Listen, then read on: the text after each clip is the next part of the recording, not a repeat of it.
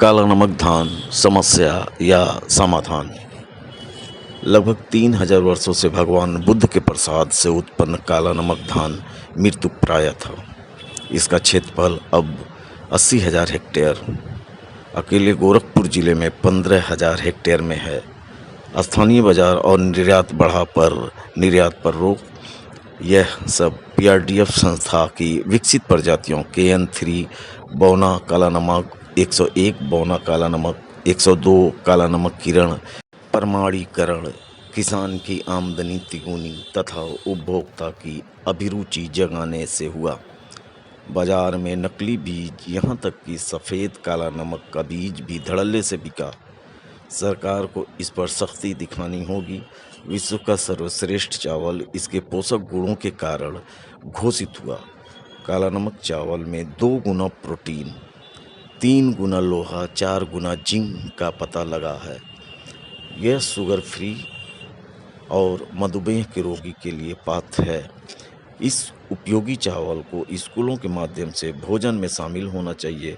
2 वर्ष nutrient farm योजना में शामिल करने के बाद इसे हटा दिया गया। यह विचारणीय है। बहुत धन्यवाद आप लोगों को, श्रोताओं को और दर्शकों को हमारा प्रणाम।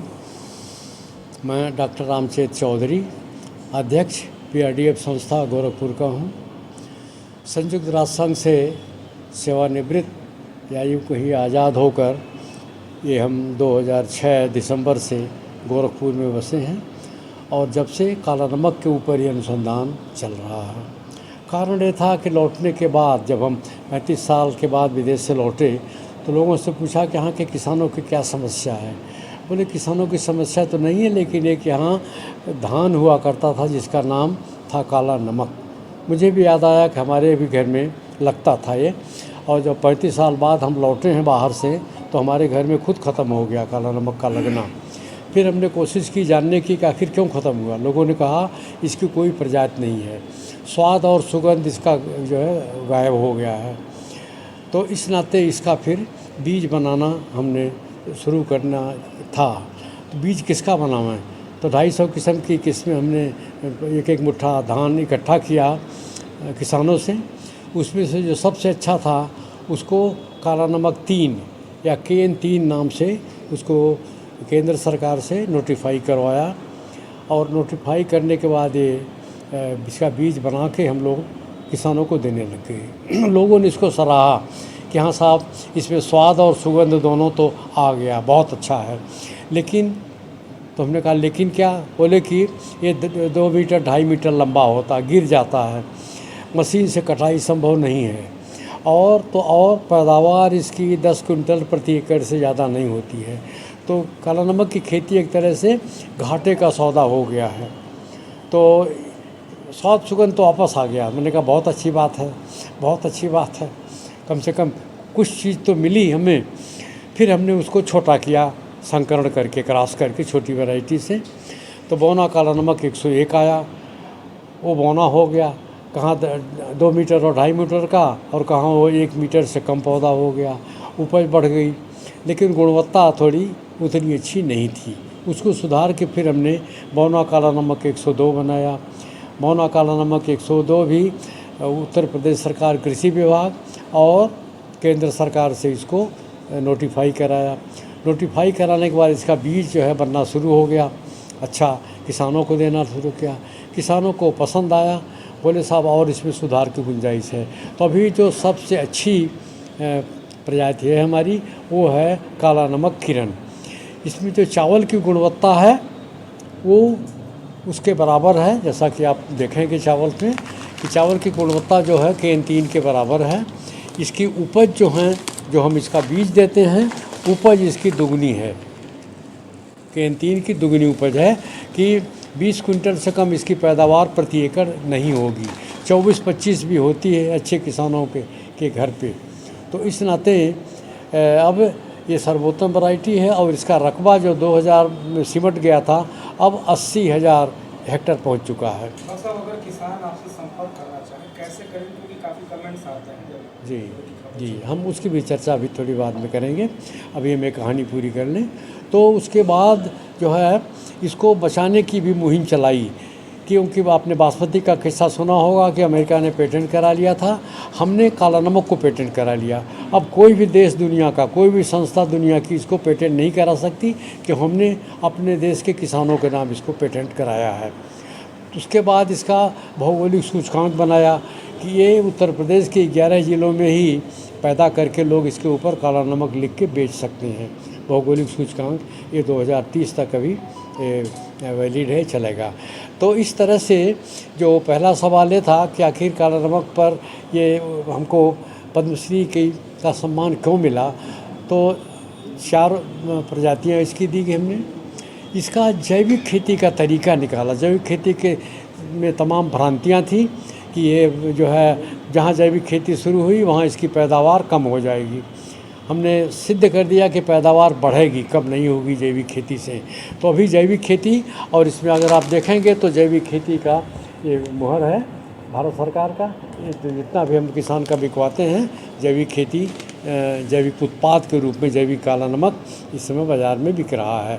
तो यूँ समझिए कि संक्षेप में 4 प्रजातियों का विकास हुआ, जैविक खेती हुआ, उसके बाद कोई इसको दूसरा चुरा न सके, ले न सके, उसके लिए भी हमने इसका PPVNFRA करवा दिया, जिसको कहते हैं protection of plant varieties and farmers right act, उसमें रजिस्ट्रेशन हो गया।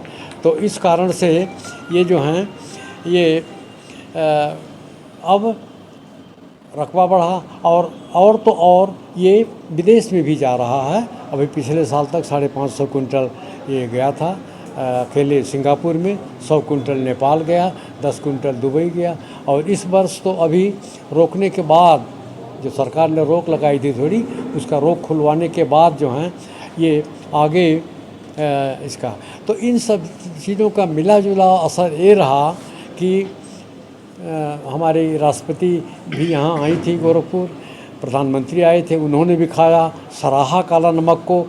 अब बताइए, जो काला नमक मरने जा रहा था, मरने की, विलुप्त होने की कगार पर था, वो 80,000 हेक्टेयर में जिसकी खेती हो रही है, जो यहाँ उत्तर प्रदेश से ही नहीं अभी विदेश में भी जा रहा है।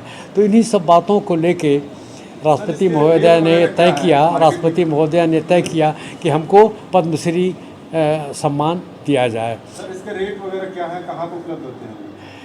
ये चूँकि ये प्रजाति हमारी विकसित की हुई, हमारी मतलब PRDF संस्था की, हमारे वहाँ मिल रहा है। इसका न्यूक्लियस बीज, ब्रीडर बीज, 4 कैटेगरी होती है। किसानों को हम लोग प्रमाणित बीज देते हैं। नेशनल सीड कॉरपोरेशन, UP बीज विकास निगम, इनको हम लोग। लेकिन निर्यात पर ही प्रतिबंध है, तो निर्यात खुले कैसे? भारत सरकार आपको अपने समय और तक पद्मश्री प्राप्त कर दी है, आवाज अपनी प्रधानमंत्री और राष्ट्रपति तक दिया। बहुत, अगर निर्यात नहीं होगा तो फिर इसका जो है वैश्वीकरण नहीं हो पाएगा। बहुत ही सुंदर प्रश्न है आपका। अब इसमें हम जो प्रतिबंध लगा है ये 20 जुलाई 2023 से लगा है, और उसी दिन हमने चिट्ठी मुख्यमंत्री को लिखी, कृषि मंत्री को लिखी, और सबको चिट्ठियां लिखी जिनको हम जान सकते थे कि जो हमारी मदद करेंगे। और उस चिट्ठी का प्रभाव ये रहा कि हम भागते रहे। गोरखपुर और लखनऊ के बीच में 10 चक्कर लगे, और हमने मुख्यमंत्री जी से चिट्ठी लिखवाई 1 पेज की। उन्होंने श्री पीयूष गोयल को लिखा, क्योंकि उन्हीं के मंत्रालय से ये रोक हट सकती थी। प्रमुख सचिव से मुलाकात हुई हमारी राजभवन में, उनसे चिट्ठी लिखवाई, और कई सारे जो मेंबर ऑफ पार्लियामेंट हैं उनसे भी चिट्ठी लिखवाई हमने। और मिला जुला असर ये रहा कि अभी पिछले हफ्ते सरकार को मैंने समझाया लोगों को कि ये जो आप रोक लगा रहे हो, ये खाली इसका भाव जो है बढ़े नहीं चावल का, तो काला नमक आम आदमी नहीं खाता, ये विशिष्ट चावल है, महंगा चावल है। लेकिन जो लोग खाते हैं और जो इनको उगाते हैं उनका प्रभाव बड़ा है। तो अगर वो लोग नाराज़ हो जाएंगे तो बहुत बड़े लोग नाराज़ हो जाएंगे। ये समझ के हमारे जो काला नमक है उस पर से रोक हट गई है। तो मुझे कहते हुए बेहद प्रसन्नता हो रही है कि अब 10,000 क्विंटल तक हम लोग, हमारे निर्यातक निर्यात कर सकते हैं। अब धीरे धीरे ये काम शुरू हो गया है। तो ये 2 हफ्ते पहले हट गई है, उसकी चिट्ठी आ गई। बल्कि सभी अखबारों को भी हमने ये खबर दी थी, तो अधिकांश अखबारों ने इस चीज़ को छापा। भारत निर्यातक देश के रूप में भारत केवल 10,000 कुंटल दे सकता है, या कोई निर्यातक होगा, समूह होगा निर्यातकों का, वो अलग अलग दे सकते हैं? सभी निर्यातक मिल के 10,000 कुंटल तक अभी इस वर्ष हो सकता है। हम इंडिया से 10,000 ही जा सकते हैं। जी हाँ, 10,000 जा सकता है। तो 10,000 अगर निकल गया तो किसान के पास इस समय उससे ज़्यादा है नहीं, अभी मैं आपको बता दूं। तो 10,000 कुंटल मिल गया तो जो बिकने की समस्या है वो समाप्त हो गई है। सर रेट थोड़ा सा बता दीजिए। रेट इसका जो अभी हम लोग बेच रहे हैं स्थानीय बाज़ार में 120 रुपया किलो, और 120 रुपया किलो उस काला नमक का है जो जैविक है। उसमें एक ही वैरायटी है कि अलग अलग वैरायटी है? नहीं, अलग अलग वैरायटी है, लेकिन अब सबका भाव लगभग एक है। सबसे अच्छी क्वालिटी का कितने में? सबसे अच्छी क्वालिटी इस समय काला नमक 3 KN3 या जो पौना काला नमक किरण है सबसे अच्छा। 120 रुपया किलो का चावल का रेट हम बता रहे हैं। जो किसान का धान खरीदा जाता है वो भी 3,500 से 4,500 रुपया क्विंटल तक धान खरीदा जाता है।